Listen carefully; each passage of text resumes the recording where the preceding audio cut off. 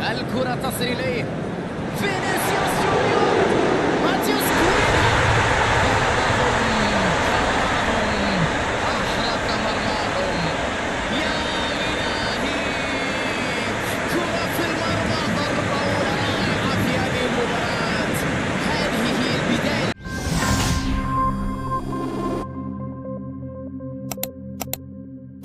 Welcome to the deep dive. Good to be here. We've got quite the stack of sources today. Lots of sports news outlets covering a really key match in the CONMEBOL World Cup qualifiers. Yeah. Goal.com, NBC Sports, Sportstar, Vavel, OneFootball. Usual suspects covering all the angles. And our mission, as always, is to sift through these, pull out the key moments, understand the implications, and figure out what this result really means for the road to North America 2026. Especially for one particular football giant. Exactly. We're diving deep into a match that, well, let's just say it saw a major team take a huge step towards booking their spot. We're talking Brazil versus Paraguay. That's the one. Okay, so this was match day 16. It all went down at the Neo Quimica Arena. You might know it as the Corinthians Arena in Sao Paulo. Right, in Brazil, Tuesday, June 10th, 2025. And the stakes, incredibly high. Both teams were right in the thick of the qualification battle. And for Brazil, there was this extra layer, wasn't there? This was only Carlo Ancelotti's second game in charge. Yeah, his debut was that pretty tight 0-0 draw away in Ecuador. So everyone was watching, how would they look at home under him? Especially since Paraguay weren't exactly coming in cold. They had that big 2-0 win against Uruguay just before this. Absolutely. They arrived in Sao Paulo feeling pretty good about themselves, you'd imagine. Not just there to roll over. And the whole qualification math situation added so much drama. Oh, definitely. Brazil knew what they needed. A win, obviously, against Paraguay. But that wasn't enough on its own. Remember? No. They also needed a favor. They needed Venezuela to lose to Uruguay in the other key match happening at the same time, if both those things happened. Then Brazil were through. Simple as that. Well, simple on paper, maybe. And Paraguay, they had their own calculations. A good result could really boost their chances, maybe even see them qualify, depending on that Venezuela game, too. So the atmosphere must have been electric. Oh, yeah. Packed stadium, Brazilian fans in full voice. You know how it is. And there was that nice touch for Ancelotti, too, wasn't there, for his birthday? Yeah, a big mosaic in the stands before kickoff. A tribute for his 66th. Showed the hope the fans have pinned on him, I think. Right, so that's the setup. How did things actually unfold on the pitch in that first half? Well, Brazil came out looking to impose themselves. The sources all talk about them dominating possession early doors. Trying to press high, pin Paraguay back. Exactly. Really squeezing them. But there's always a but. Yeah, despite having all the ball, the reports highlighted that they were struggling a bit in the final third. Creating openings, yes, but not finishing them. Any specific examples? Well, Matheus Cunha apparently missed a really good headed chance. Close range, one he'd expect to score. Okay. And Vinicius Junior, too. Some sources called it an incredible miss, maybe even an open goal early on. Came from a cross by Cunha, actually. Huh. So the buildup was there, but just lacking that final touch initially. Pretty much. And it wasn't all smooth sailing either. The game got a bit-stop start, quite a few fouls. I saw Junior Alonso for Paraguay got booked really early. Yeah, like 4 minutes in. A yellow for a foul on Vanderson. It definitely felt a bit tight, a bit cagey at times, according to the reports. Okay, but Brazil did find the breakthrough eventually. They did. Just when you thought it might be 0-0 at the half, bang, around the 43rd, 44th minute. The big moment. Talk us through the goal. It was Vinny Jr. who got it. And Matheus Cunha was right in the middle of it again. Redeeming himself for the earlier miss. You could say that. One source said Rafinha battled for the ball first, then Cunha picked it up, maybe off a rebound, darted towards the byline. And put in a cross. Yep, a low one, right across the 6-yard box. And Vinny Jr. was there, right place, right time. Tucked it away with his right foot. It's like a deflection, I read. Yeah, slight touch on its way past the keeper. But it went in, 1-0 of Brazil. And significantly, the first goal under Ancelotti. Must have been a huge relief around the stadium. Oh, for sure. But the first half wasn't all good news for Brazil. There were those yellow cards. Right. Vinny Jr. got booked himself earlier, didn't he? He did, yeah, around the 27th minute. Right. A foul on Julio Enciso from Paraguay. And that's crucial because, exactly, that yellow means he's out of their next qualifier against Chile in September. That's a big miss. Ouch.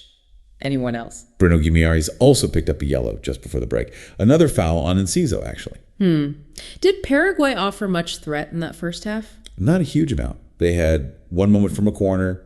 Caceres had a shot deflected wide. But overall, Brazil were on top and, crucially, got that goal. So 1-0 lead going into the second half.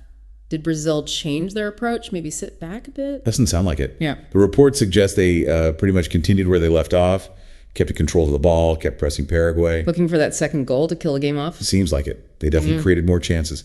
Rafinha forced a good save from the Paraguay keeper, Roberto Fernandez. Sounds like he had a decent game, the keeper. Kept Paraguay in it, maybe. To an extent. And Bruno Guimarães nearly got that second goal himself. Vinicius Junior crossed it in. Guimarães got a shot off. But Caceres somehow managed to clear it off the line. Agonizingly close for Brazil. Guimarães had another shot saved later on, too. They were definitely pushing. What about Paraguay? Did they show more attacking intent after halftime? They had a spell, yeah.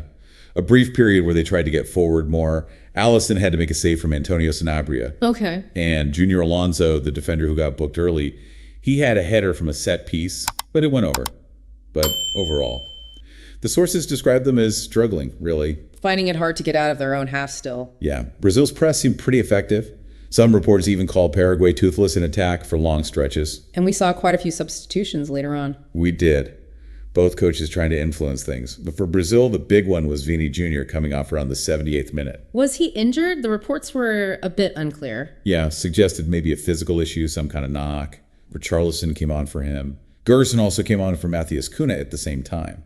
Any other key changes for Brazil? Beraldo replaced Alexandro, and Danilo came on for Vanderson late on. Just freshening things up, seeing the game out. And Paraguay threw on some attacking players too, presumably. Oh yeah, they brought on guys like Angel Romero, Damian Bobadilla, Gabriel Avalos, Agustin Sandez, Alejandro Romero, trying everything to find an equalizer. But it wasn't enough in the end. Nope. Brazil held firm, the final whistle went, and it stayed 1-0. Brazil 1, Paraguay 0, job done for the hosts. And that single goal, combined with the other result, Venezuela losing to Uruguay. that combination confirmed it. Brazil officially qualified for the 2026 World Cup. Incredible. And that stat, it's just amazing, isn't it? The only team. The only team to play in every single World Cup finals tournament since 1930. It boggles the mind, really. It's phenomenal consistency. Nearly a century of always being there. And now, with 5 stars already on the badge, it's all about the hunt for number 6. The hexa. You hear it all the time. Qualifying early like this, with 2 games to spare, gives them that breathing room, doesn't it? Time to prepare under Ancelotti. Definitely. And that win bumped them up the table, too. Up to 3rd in the CONMEBOL standings, 25 points. Level with Ecuador in 2nd, just behind on goal difference, I think. That's right. So a good position, and for Paraguay. Yeah, what about them? Losing hurts, but are they still okay? Actually, yeah. Despite the loss, the way other results went meant they were still looking pretty good. Still need just a point from their last 2 games to book their own ticket to North America. So not disastrous for them by any means. Right, okay. Let's maybe dig a bit deeper into the way Brazil played, beyond just the result. What did the sources make of their performance under Ancelotti in this specific game? Was there an improvement? Generally, yes. Compared to, say, the last couple of years, the consensus from the reports seemed to be a noticeable step up. In what way? More intensity, especially that high press we talked about. Quicker passing, players combining closer together, a bit more fluidity in attack.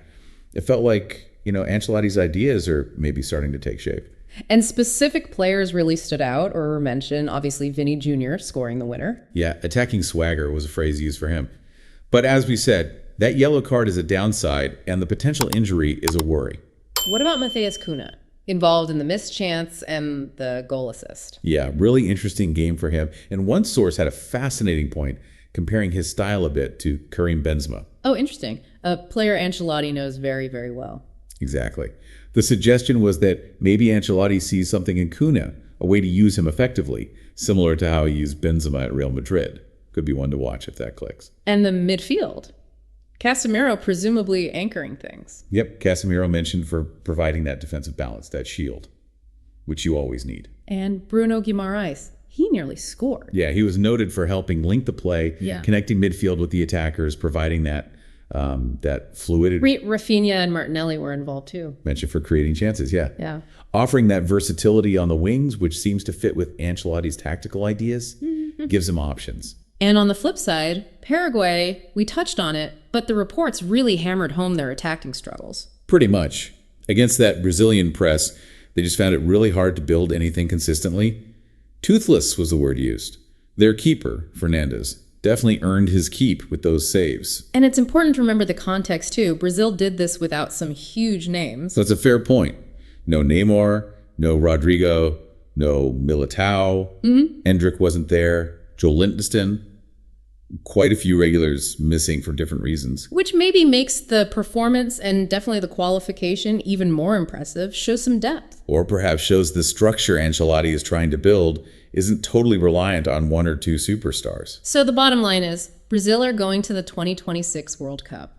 That incredible record stays intact. Confirmed. History maintained. As we wrap this up then, it really makes you think, doesn't it? What does locking down qualification this early actually do for Brazil? Does it build confidence, give Ancelotti the space to really fine-tune things over the next year? That's the hope for them, I suppose. Can this tactical approach, maybe unlocking players like Cunha alongside the established stars like Vini Junior, finally be the key to getting that sixth star, the Hexa? Or do the worries we saw even in this game, the Vini Junior suspension, the injury concern, maybe the reliance on moments of individual brilliance, do those hint at challenges still ahead on that path? It's never straightforward for Brazil, is it? Never.